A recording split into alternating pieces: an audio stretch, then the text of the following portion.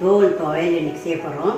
இது பாருங்கள், பீர்க்கங்காயை உள்ளக்க காயை எடுத்து கூட்டு பண்ணிவிட்டு இந்த தோலை வேஸ்ட் பண்ண வேணாம், கழுவி இந்த மாதிரி கட் பண்ணிவிட்டு இதே எண்ணெயில் வதக்கி துவையல் அரைக்க போகிறோம். அதுக்கு தேவையான பொருள் என்னன்னு சொல்கிறேன். 2 பீர்க்கங்காயோட தோல் பெருசு, 1 அடி நீளம் இருக்கும். அந்த பீர்க்கங்காய் 2 அடி எடுத்து அதோட தோலை சீவி வச்சுருக்கேன்.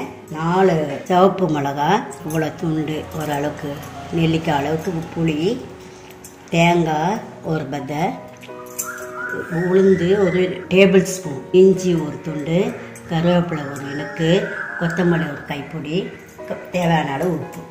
இப்போ எப்படி செய்யறது காட்டுறேன். அடுப்பில் கடாய் வச்சு காஞ்சிச்சு. அதில் எந்த எண்ணெய் வேணால் உங்கள் இஷ்டப்பட்ட எண்ணெய் போட்டுக்கலாம். 2 டேபிள் ஸ்பூன் போட்டுக்கோங்க போதும். ஃபஸ்ட்டு இந்த 1 துண்டு இஞ்சியை போட்டுக்கலாம். இந்த 4 மிளகாயை போட்டுக்கலாம். நல்லா சாந்துடுச்சு. கருவேப்பிலை உளுந்தை போட்டுக்கலாம். உளுந்து பாதி சேர்க்கும் போதே அந்த தோலை போட்டுக்கலாம், ஏன்னா ரொம்ப கருகி போகக்கூடாது.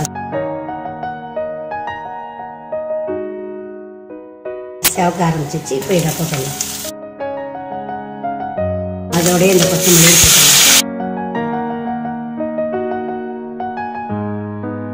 இந்த புளி நல்லா பிச்சு போட்டுருங்க. தேவையான அளவு உப்பு போட்டுருங்க.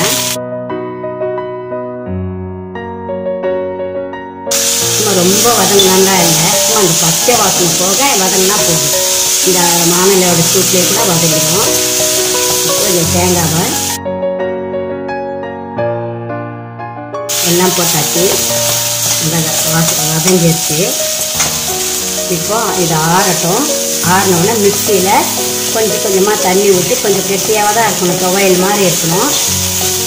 நம்ம தண்ணியாக இருக்கக்கூடாது, சுக்காக இருக்கணும், துவையல் மாதிரி. அந்த மாதிரி அரைச்சிக்கோங்க. ஆறினோடனே